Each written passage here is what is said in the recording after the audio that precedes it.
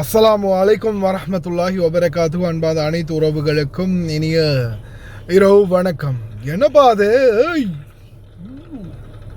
பாருங்க மக்களே, இந்த வான வேடிக்கை, அதாவது அந்த சொல்லுவாங்க இல்லையா, என்னது அந்த ஒவ்வொரு பெருநாள் டைமில் புது வருஷ டைம்ல எல்லாம் இந்த வான வேடிக்கை கொளுத்துவாங்க இல்லையா, அந்த மாதிரி நிலைமை இருந்திருக்கு நஜ்ரான், சவுதி அரேபியாவோட நஜ்ரான் மாகாணம் மற்றும்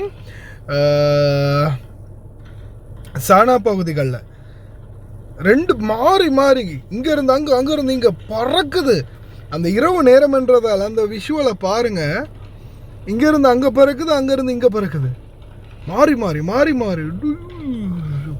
குறுக்கால நாம் யாராவது போனோம் செதைச்சிருவானுங்க போல இருக்கு. அதே போல் இப்போதைய சூழலில் பார்த்திங்கன்னா இந்த ஈரான் அமெரிக்க யுத்தம் எந்த அளவுக்கு சூடு பிடிச்சிருக்குதோ அதே அளவுக்கு ரஷ்யா உக்ரைனுடைய யுத்தம். நேற்று நைட்டு மட்டும் 203 யுக்ரைனிய ட்ரோன்கள் வந்து பறந்துருக்குது இஸ்ரேலுக்குள்ள. இது வந்து இன்று இரவு எத்தனை மடங்கு ஆகும், என்ன நிலைமையாகும் அப்படின்ற மிகப்பெரிய ஒரு பதட்டமான சூழல் உருவாகி இருக்குது அப்படின்னு சொல்கிறாங்க. அதே மாதிரி இன்னைக்கு நைட்டுக்கு என்ன நடக்கும் சவுதி அரேபியா மற்றும் ஏமனுக்கு இடையே, அந்த ஒரு பதட்ட நிலையும் அதிகரிச்சிருக்குது. அதே போல் இந்த ஆயுத திறப்புகள் 48 மணி நேரத்தில் 48 மணி நேரத்தில் என்ன பண்ணுவாங்க, அவங்க எடுத்திருக்கிற முடிவுகளில் என்ன மாதிரியான விளைவுகள் நம்மளுக்கு எதிர்கொள்ள வரும் அப்படின்றது ஒரு பக்கம் அரபு நாடுகளில் இருக்கக்கூடிய அனைவருக்குமே மிகப்பெரிய ஒரு கேள்விக்குறியாக மாறி இருக்குது. ஏன்னா இந்த 48 மணி நேர கெடு அரபு நாடுகளுக்கும் அண்டைய நாடுகளுக்கும் இவங்க கொடுத்துருக்கிறது. இவங்களோட பிரச்சனை பர்சனல் பிரச்சனையாக இருந்து பர்சனலாக இவங்க மாறி மாறி ஒருத்தர் களத்தில் இறங்கி சும்மா அடிச்சுக்கிற மாதிரி இல்லை இல்லையா. அங்கே அடித்தா இங்கே மிசைல் அனுப்புறது, ட்ரோன் அனுப்புறதுன்னு அரபு நாடுகளை தான் குடைச்சல் கொடுக்க ஆரம்பிப்பாங்க. இந்த குடைச்சல் தான் நம்மளுக்கு வந்து மிகப்பெரிய ஒரு சிந்திக்கக்கூடிய நிலைமைக்கு நம்மளை தள்ள வச்சிருக்குது அப்படின்னு சொல்லலாம். அதே மாதிரி இன்னொருவர் பார்த்திங்கன்னா, அவர் யாருன்னா அந்த ஈரானுடைய the advisor to the Iranian supreme leader Saudi Arabia. Supreme லீடருக்கு அட்வைசர், ஆலோசகர் இருக்கார் இல்லையா, அவருடைய ஆலோசகரும் சவுதி அரேபியாவுக்கு லைட்டாக மிரட்டல் விடுத்திருக்காரு. ஏமன் மேலே கை வச்சுங்க, எங்கள் மேலே கை வச்ச மாதிரி அப்படின்ற மாதிரி.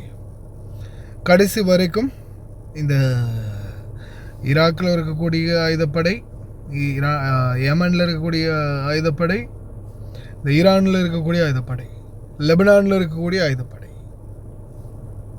எல்லாமே அந்த ஒரே கூட்டமைப்புக்குள்ளே இருக்குது. இன்றைக்கும் அமெரிக்கா சொல்கிறது என்ன, ஈரான் தானே எல்லாருக்கும் ஃபைனான்ஸ் பண்ணுது அப்படின்னு சொல்கிறது. அதுதானே மெயினே. இப்போ சிரியா விடுபட்டுச்சு. எப்படி விடுபட்டுச்சு? அமெரிக்காவுடைய பிடியிலிருந்தும் பொருளாதார தடையிலிருந்தும் எக்காரணத்தை கொண்டும் நாங்கள் எந்த ஒரு ஆயுதத்தார அமைப்புக்கும் பணம் கொடுக்கவும் மாட்டோம், எந்த ஒரு ஆயுதக்குழுவுக்கு பணம் கொடுக்கவும் மாட்டோம்.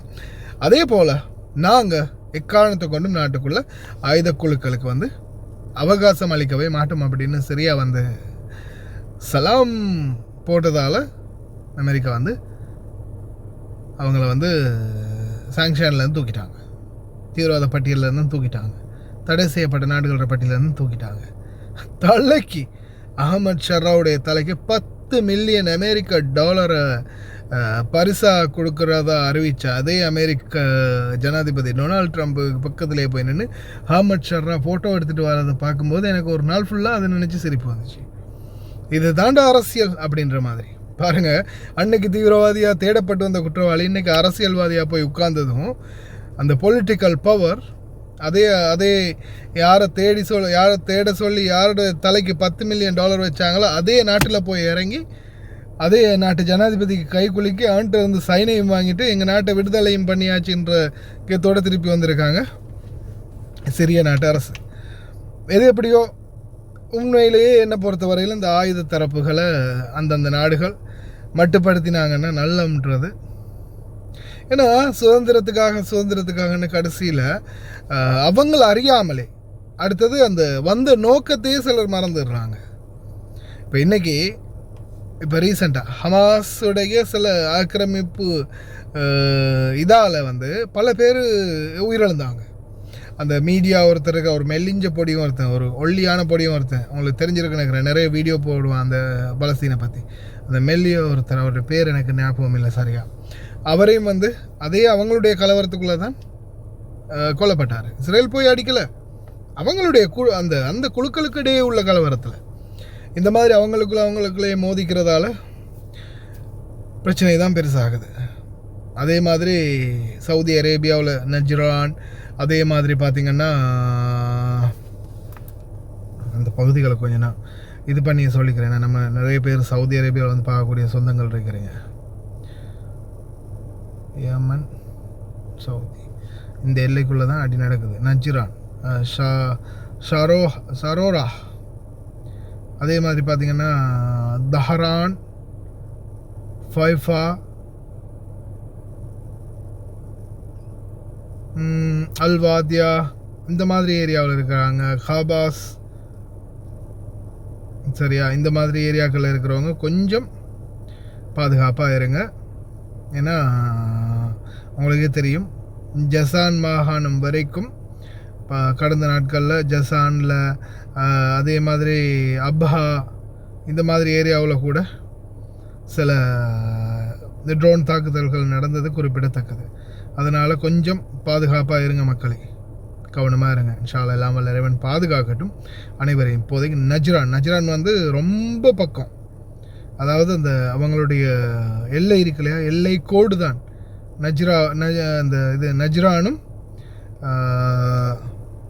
யமனுடைய அந்த எல்லையும் தஹியான் அந்த ஏரியா சானா அந்த ரொம்ப பக்கம், ரெண்டுமே ரொம்ப பக்கம். அதனால் இவங்களுக்குள்ளே இருக்கக்கூடிய அந்த ஷூட்டிங் ரேஞ்சு ரொம்ப நெருக்கம்ன்றதால தான் நீங்கள் பார்த்துருப்பீங்க.